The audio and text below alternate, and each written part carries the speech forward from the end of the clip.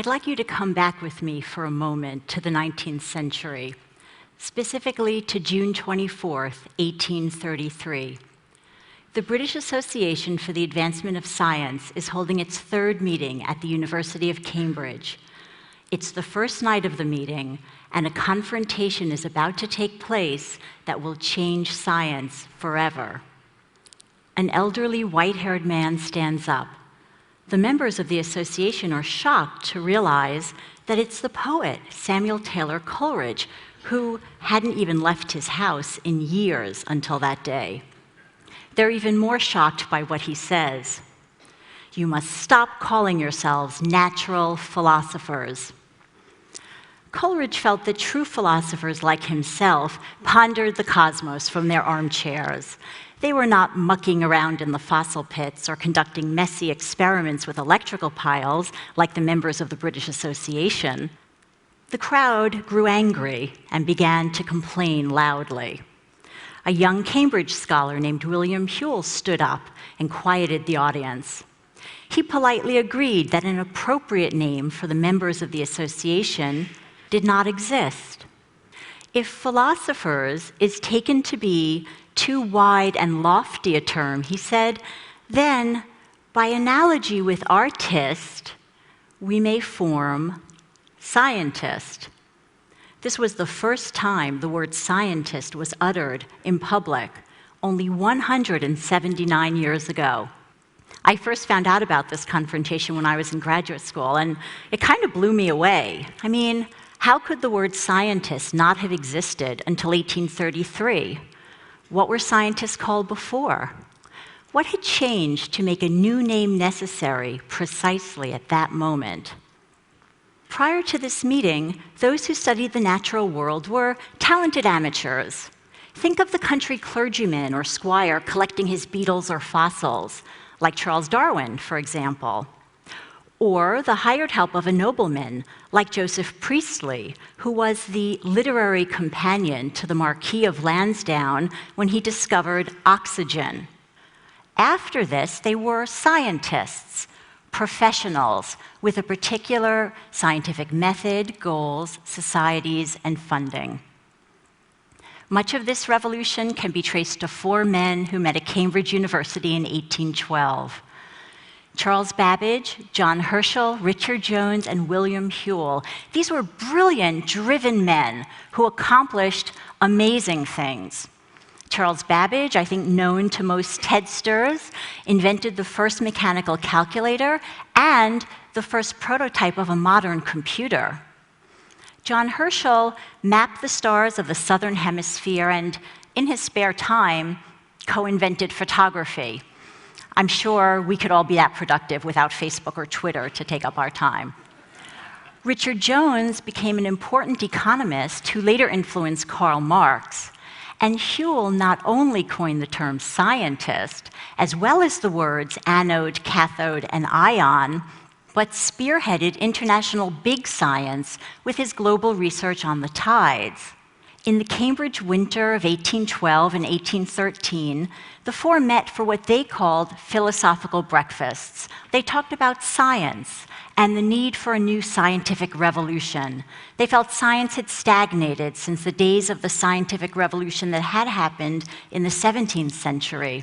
It was time for a new revolution, which they pledged to bring about. And what's so amazing about these guys is not only did they have these grandiose undergraduate dreams, but they actually carried them out, even beyond their wildest dreams. And I'm going to tell you today about four major changes to science these men made. About 200 years before, Francis Bacon and then later Isaac Newton had proposed an inductive scientific method. Now that's a method that starts from observations and experiments and moves to generalizations about nature called natural laws, which are always subject to revision or rejection should new evidence arise. However, in 1809, David Ricardo muddied the waters by arguing that the science of economics should use a different deductive method. The problem was that an influential group at Oxford began arguing that because it worked so well in economics, this deductive method ought to be applied to the natural sciences too.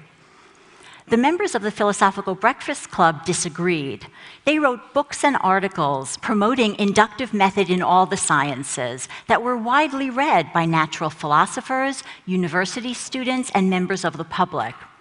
Reading one of Herschel's books was such a watershed moment for Charles Darwin that he would later say, "Scarcely anything in my life made so deep an impression on me. It made me wish to add my mite to the accumulated store of natural knowledge." It also shaped Darwin's scientific method as well as that used by his peers. Previously, it was believed that scientific knowledge ought to be used for the good of the king or queen, or for one's own personal gain. For example, ship captains needed to know information about the tides in order to safely dock at ports. Harbor masters would gather this knowledge and sell it to the ship captains. The Philosophical Breakfast Club changed that, working together.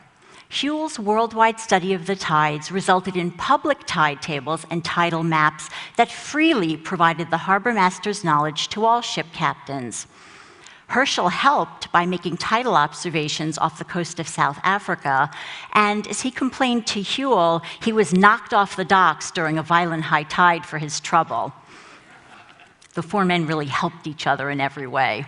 They also relentlessly lobbied the British government for the money to build Babbage's engines because they believed these engines would have a huge practical impact on society. In the days before pocket calculators, the numbers that most professionals needed, bankers, insurance agents, ship captains, engineers, were to be found in lookup books like this, filled with tables of figures. These tables were calculated using a fixed procedure over and over by part-time workers known as, and this is amazing, computers. But these calculations were really difficult. I mean, this nautical almanac published the lunar differences for every month of the year. Each month required 1,365 calculations, so these tables were filled with mistakes. Babbage's difference engine was the first mechanical calculator devised to accurately compute any of these tables. 2 models of his engine were built in the last 20 years by a team from the Science Museum of London using his own plans. This is the one now at the Computer History Museum in California. And it calculates accurately. It actually works. Later, Babbage's analytical engine was the first mechanical computer in the modern sense. It had a separate memory and central processor. It was capable of iteration, conditional branching, and parallel processing, and it was programmable using punched cards, an idea Babbage took from Jacquard's loom. Tragically, Babbage's engines never were built in his day because most people thought that non-human computers would have no usefulness for the public. Founded in Bacon's time, the Royal Society of London was the foremost scientific society in England, and even in the rest of the world. By the 19th century, it had become a kind of gentleman's club, populated mainly by antiquarians, literary men, and the nobility. The members of the Philosophical Breakfast Club helped form a number of new scientific societies, including the British Association. These new societies required that members be active researchers publishing their results. They reinstated the tradition of the Q&A after scientific papers were read, which had been discontinued by the Royal Society as being ungentlemanly. And for the first time, they gave women a foot in the door of science. Members were encouraged to bring their wives, daughters, and sisters to the meetings of the British Association. And while the women were expected to attend only the public lectures and the social events, like this one, they began to infiltrate the scientific sessions as well. The British Association would later be the first of the major national science organizations in the world to admit women as full members. Up to the 19th century, natural philosophers were expected to pay for their own equipment and supplies. Occasionally, there were prizes, such as that given to John Harrison in the 18th century for solving the so-called longitude problem. But prizes were only given after the fact, when they were given at all. On the advice of the Philosophical Breakfast Club, the British Association began to use the extra money generated by its meetings to give grants for research in astronomy, the tides, fossil fish, shipbuilding, and many other areas.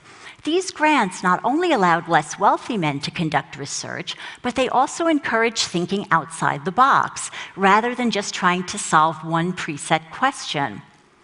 Eventually, the Royal Society and the scientific societies of other countries followed suit, and this has become, fortunately, it's become a major part of the scientific landscape today. So, the Philosophical Breakfast Club helped invent the modern scientist. That's the heroic part of their story. There's a flip side as well. They did not foresee at least one consequence of their revolution. They would have been deeply dismayed by today's disjunction between science and the rest of culture.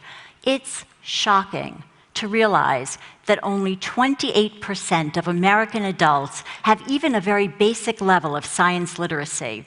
And this was tested by asking simple questions like, did humans and dinosaurs inhabit the Earth at the same time? And what proportion of the Earth is covered in water? Once scientists became members of a professional group, they were slowly walled off from the rest of us. This is the unintended consequence of the revolution that started with our four friends.